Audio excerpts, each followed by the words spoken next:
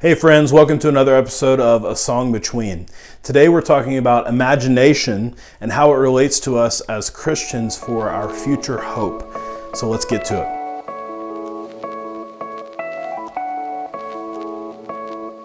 Welcome back, friends. This is A Song Between, a ministry of New Valley Downtown, which is a church in Phoenix, Arizona. And my name is Gray Ewing. I'm the pastor of that church. Excited to have you today for our series in the Songs of Ascents, Psalm 120 through 134. These are short little psalms found right in the middle of the Bible, and they were songs that could be sung on the way to Jerusalem. When Israel first had these psalms, they would sing them when they couldn't be together, and yet they were on the road to being together. And we see an opportunity for us during this season when we've been unable to meet as a church to gather around these psalms together. Today we're looking at Psalm 126, certainly one of the most poetically beautiful chapters in all of the scriptures. So I'm excited to read it for us today. If you would take just a moment, quiet your heart before the Lord, and we'll prepare to hear His word.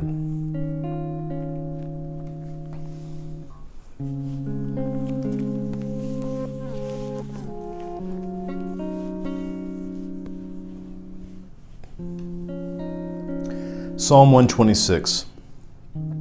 A Song of Ascents. When the Lord restored the fortunes of Zion, we were like those who dream. Then our mouths were filled with laughter, and our tongues with shouts of joy. Then they said among the nations, "The Lord has done great things for them. The Lord has done great things for us. We are glad. Restore our fortunes, O Lord, like streams in the Negeb. Those who sow in tears shall reap with shouts of joy. He who goes out weeping, bearing the seed for sowing, shall come home with shouts of joy, bringing his sheaves with him."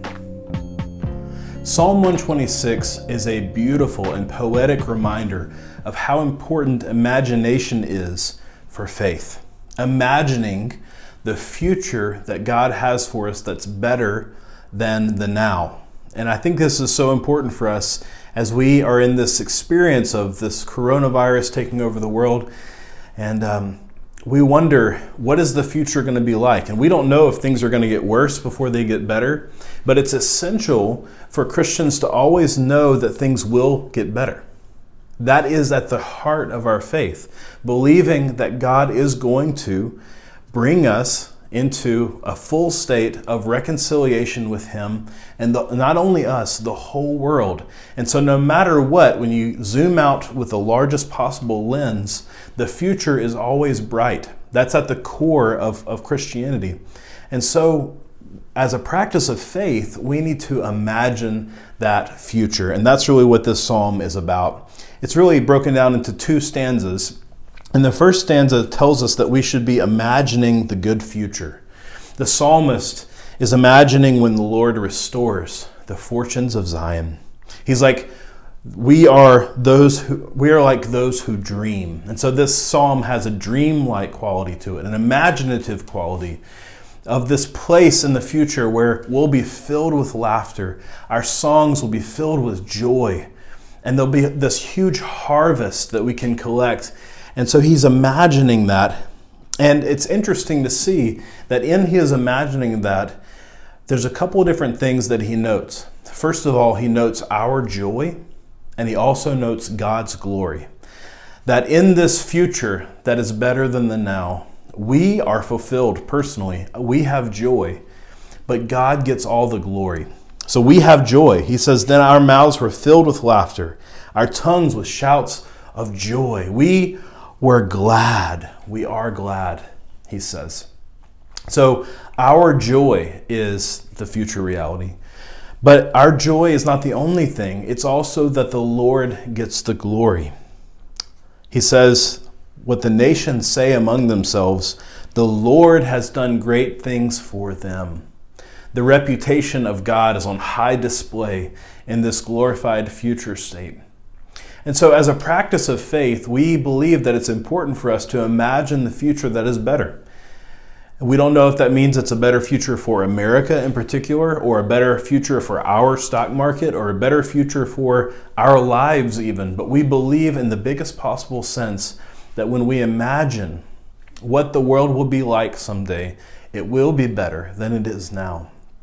The second stanza really addresses his belief in this promise. So if you could say the first stanza was about imagining the future, the good future, this one's really about believing the good future.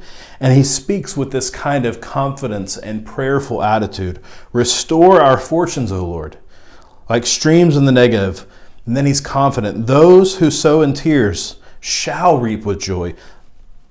They shall come home with shouts of joy, bringing sheaves with them. This confident picture of the harvest at the end, that even though we may be weeping right now, there is a better future, and that is a future that this psalmist believes in. Listen, we need to believe in this too. As Christians, we are resurrection people. That means we don't believe that life stops with death. We don't believe that life or this world stops because of a coronavirus gone wrong. We believe that all things, including sickness, including death, are things that God uses for his ultimate purpose of resurrection.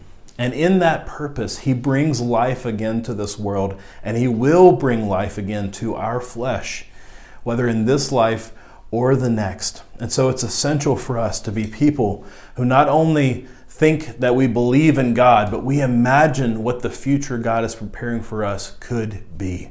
I hope that you can imagine some of that today as we reflect on this psalm.